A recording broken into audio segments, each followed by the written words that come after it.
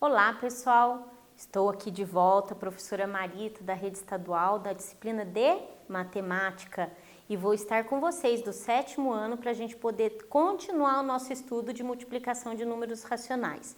Antes, os recadinhos. Essa aula está disponível em 3 canais: internet, daí também tem lá na TV aberta e no aplicativo. E o outro recadinho que é bastante importante, que se vocês perderem alguma coisa nessa aula, não deu tempo de copiar, não deu tempo de fazer, não tem problema, vão até o Classroom, porque lá também vai estar disponível as aulas e também outros materiais para vocês poderem praticar, tudo bem? Então olha lá, continuando com a multiplicação de números racionais. Racionais positivos e negativos. Lembrando da aula anterior, para multiplicar, eu tenho que relembrar lá do meu 6º ano. Como é que a gente aprendeu lá no 6º ano? Se era uma multiplicação de números decimais, faço a conta normal e faço o quê? Depois eu só conto as vírgulas, que é a mesma quantidade que vai ter no meu produto. Tudo bem? Se é multiplicação de fração, numerador com numerador, denominador com denominador. Mas agora a gente tem uma coisa a mais para lembrar, porque são racionais positivos e negativos. Tem que lembrar também da regrinha de sinais. Aonde a gente viu as regrinhas de sinais? Lá nas aulas de números inteiros, tá bom? Muito bem. Então eu vou deixar esse exercício aqui para vocês pensarem. Vou dar um tempinho aí para vocês.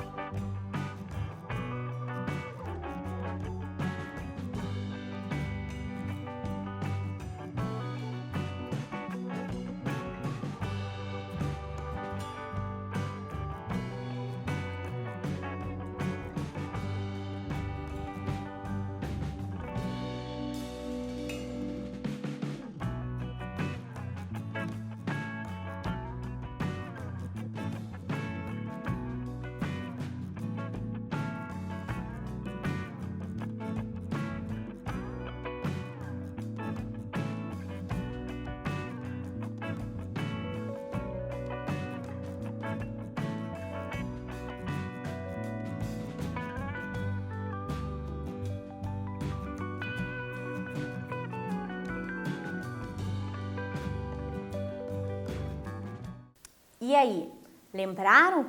Lembra lá na aula anterior, o último exercício a gente trabalhou com uma expressão numérica que tinha misturado decimal com fração. E o que a prof sugeriu? A gente pode trabalhar ou tudo em decimal ou tudo em fração.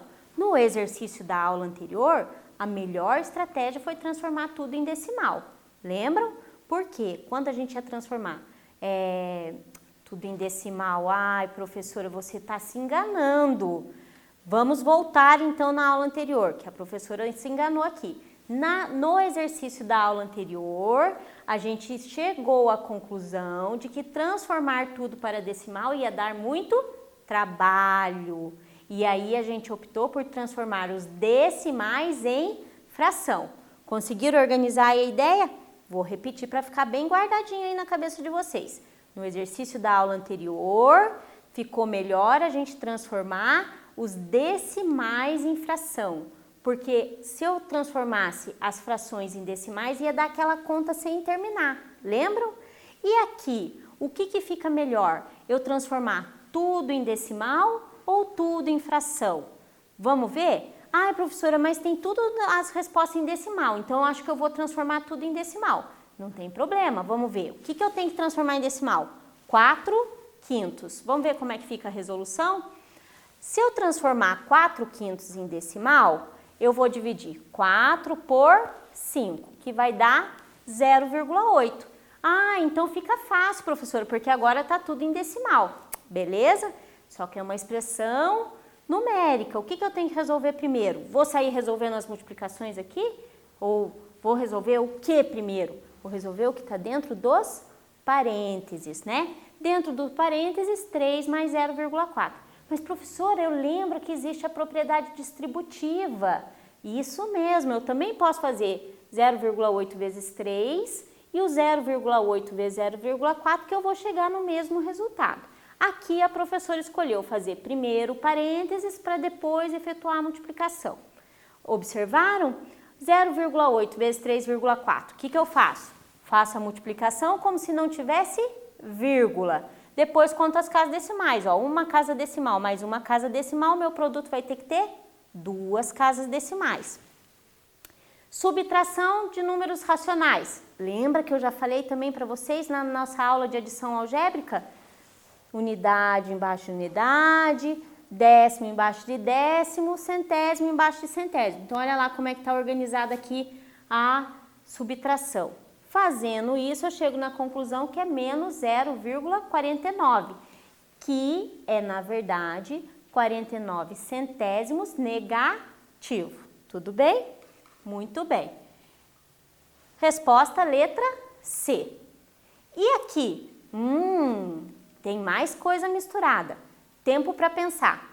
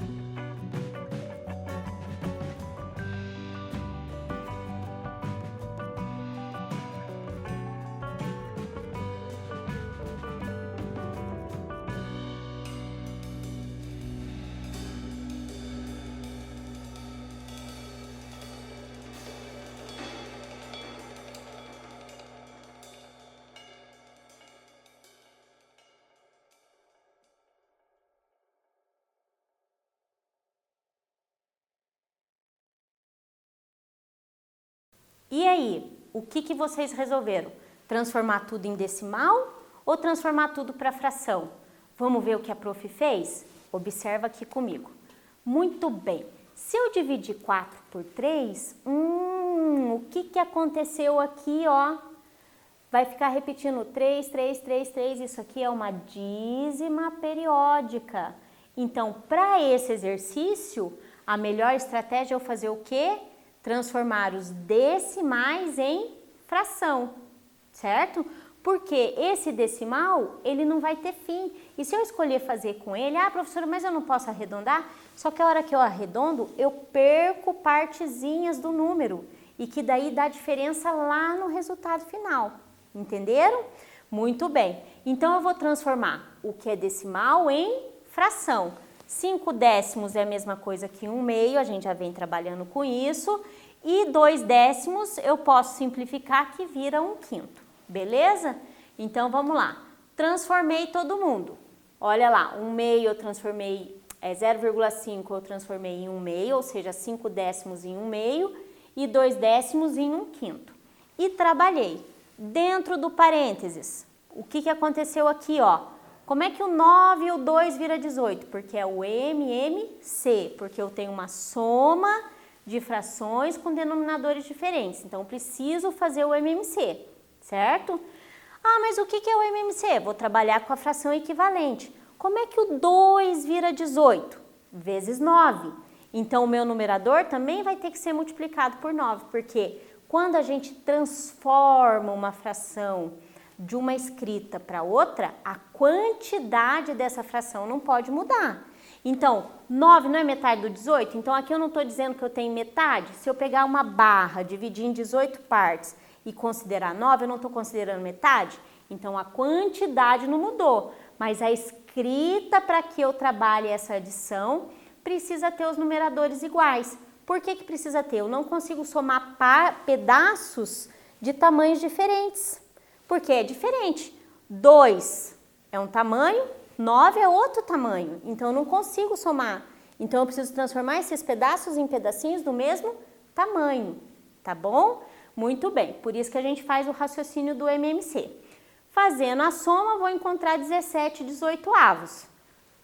Vou fazer o quê? Essa multiplicação aqui, multiplicação de fração, numerador com numerador, denominador com denominador. Então, vai dar 119/90.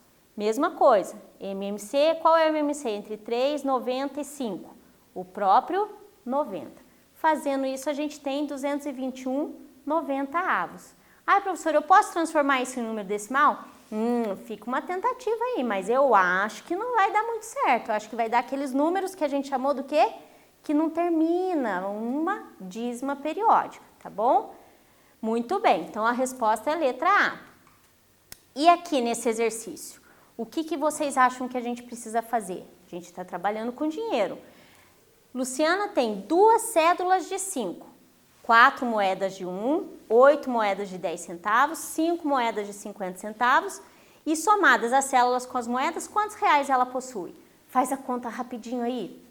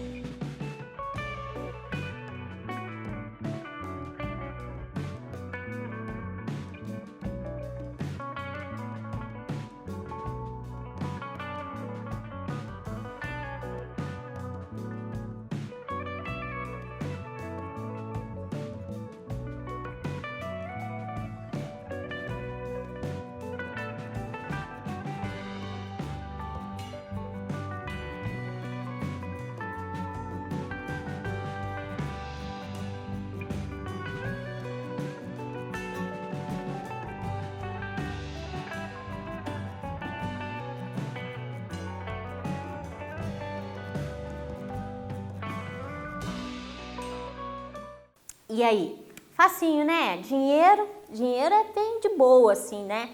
Então, vamos lá. R$5. 2 cédulas de R$5 vai dar R$10. 4 moedas de R$1, R$4. 8 moedas de 10 centavos, 80 centavos. 5 moedas de 50 centavos, R$2,50. Se eu juntar tudo isso, vai dar o quê? Vamos ver? Então, olha lá. 2 cédulas de 5. Ai, professora, olha que legal, você escreveu uma expressão numérica.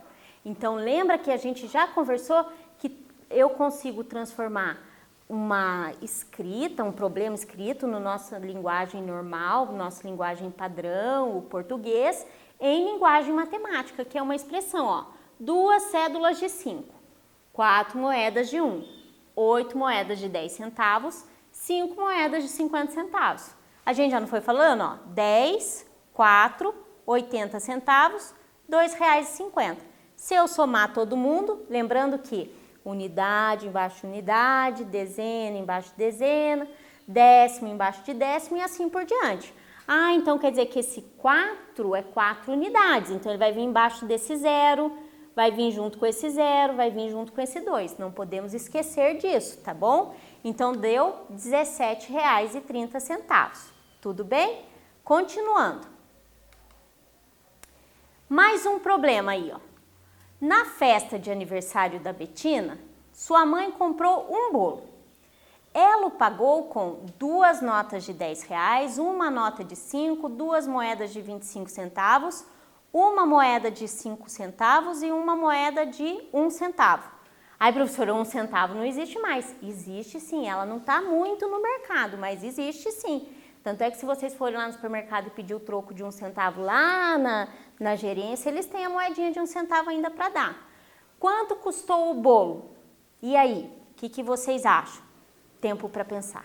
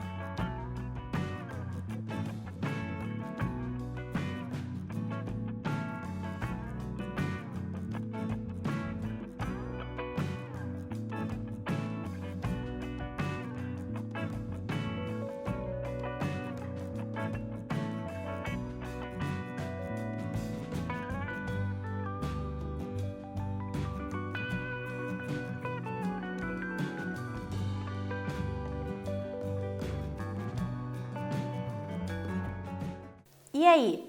Bem facinho, bem parecido com o que a gente fez anteriormente, né? Vamos ver a resolução? Então, olha lá, mesma coisa, ó, montei uma expressão e a gente chegou na conclusão de ser R$ 25,56, ok? Vamos seguir. E aqui, dei a resposta, e aqui na Prova Paraná. Essa questão caiu na Prova Paraná na 3ª edição do ano passado. Olha o que falava. O palmo de Fernando mede 20,4 centímetros, ou seja, 20 centímetros e 4 milímetros. Ele utilizou o seu palmo para medir o comprimento de uma mesa. Então, ele foi lá com o palmo. Lembra que palmo é isso aqui, ó, essa distância aqui. Sendo que a mesa mediu 8 palmos. Ah, então eu vou pegar 8 vezes o palmo dele. Mas se o palmo dele mede 20,4 centímetros, é só eu fazer o quê? 8 vezes 20,4, certo?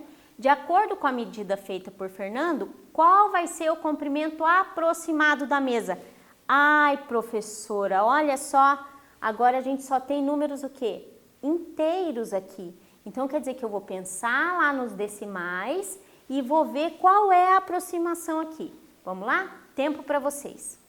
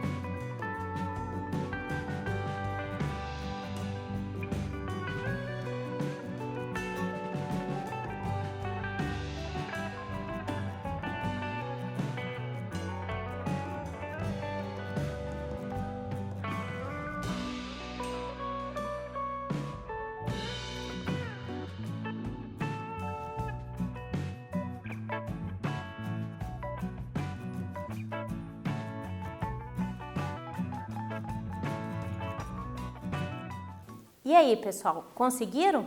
Bom, se a gente pensar que fosse só 20 vezes o 8 daria 160, né? 4 vezes o 8 daria quanto? Ai, professora, mas não é 4, é 0,4. Tudo bem? Vamos ver como é que fica. Acompanha comigo aqui a correção.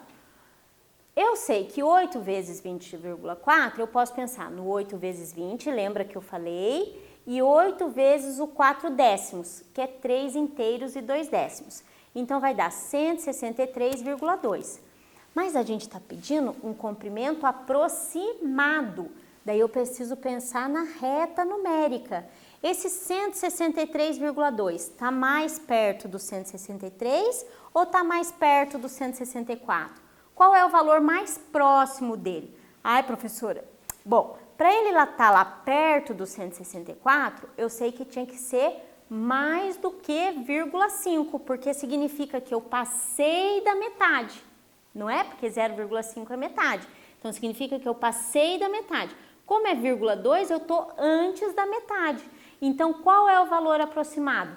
163 centímetros. Tudo bem? Conseguiram entender? Vamos lá. Então, nessa aula, a gente acabou finalizando a nossa ideia que a gente já trouxe da aula anterior, que é o quê? Multiplicação de números racionais positivos e negativos. Lembrando que multiplicação de racionais a gente já viu lá no 6º ano, que a gente via multiplicação de fração e multiplicação de número decimal. Lembraram disso? Muito bem. Como é que a gente faz mesmo? Multiplicação de número decimal. Faço a multiplicação sem as casas, sem considerar a vírgula, não é sem as casas, sem considerar a vírgula. Depois eu conto quantas casas decimais tem em cada fator, que vai ser a mesma quantidade que vai ter nos produtos, no produto, tá bom? Muito bem. De fração, multiplicação de fração, numerador vezes numerador, denominador vezes denominador e só. Ah, mas só? Professora, a gente está nos racionais positivos e negativos, então ainda tem que levar em consideração os sinais. Produto de números com o mesmo sinal, né? O produto ele vai ser positivo. Então, se eu tenho uma multiplicação de números racionais com o mesmo sinal, o produto vai ser um número racional positivo. Se eu tenho um produto de números racionais com sinais diferentes, o produto vai ser negativo. Tudo bem, pessoal? Bom, beijo da prof, fiquem em casa, se cuidem, porque eu tenho certeza que logo, logo a gente vai estar junto de novo.